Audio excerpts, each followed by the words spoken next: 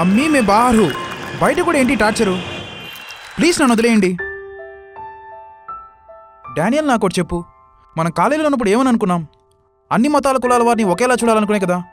నువ్వు ముస్లింని, నేను హిందూని, ఇలా ఇంటర్ రిలీజియస్ మ్యారేజ్ చేసుకున్నాం. మరి మా పేరెంట్స్ ఏంట్రా ఇలా ఆలోచిస్తారు? ఏమైంది? అంజలిని డాక్టర్ దగ్గర తీసుకెళ్లి చెకప్ చేయించా. తనకున్న ప్రాబ్లం వలన తనకి ఇక పిల్లలు పుట్టే ఛాన్స్ లేదన్నారు. మా పేరెంట్స్ ఏమో నువ్వు వేరే మతం వారిని చేసుకోవడమే దీనికి కారణం అంటున్నారు.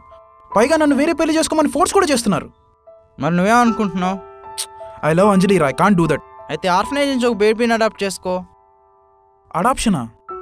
తప్పేముంది? అరే రియాజ్, నీకు ఒక విషయం చెప్పనా? అసలు మనమంతా ఒకరికొకరు బంధువులు తెలుసా?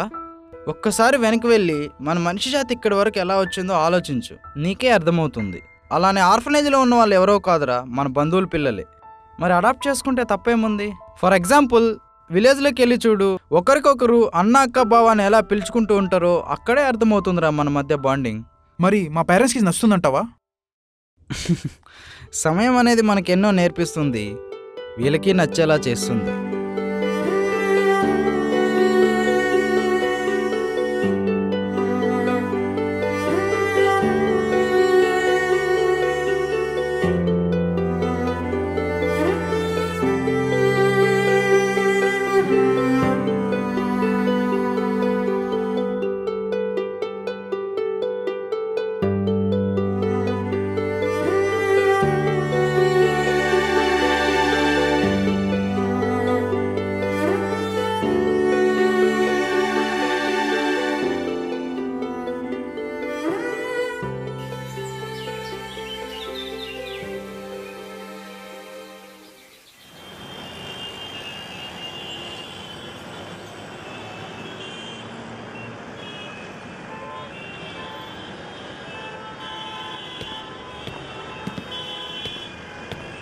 అంకుల్.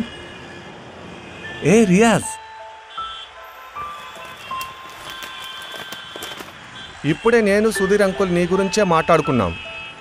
ఒక బాబుని అడాప్ట్ చేసుకున్నారంట కదా? అవును అంకుల్. ఈ బాబేనా? ఏ బుజ్జి, అమ్ములు, నాన్ను. అవును, నువ్వేమో ముస్లింవి, మరి మీ వైఫ్ ఏమో హిందూ.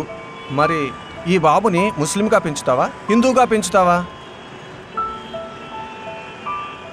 మనిషిగా పెంచుతా.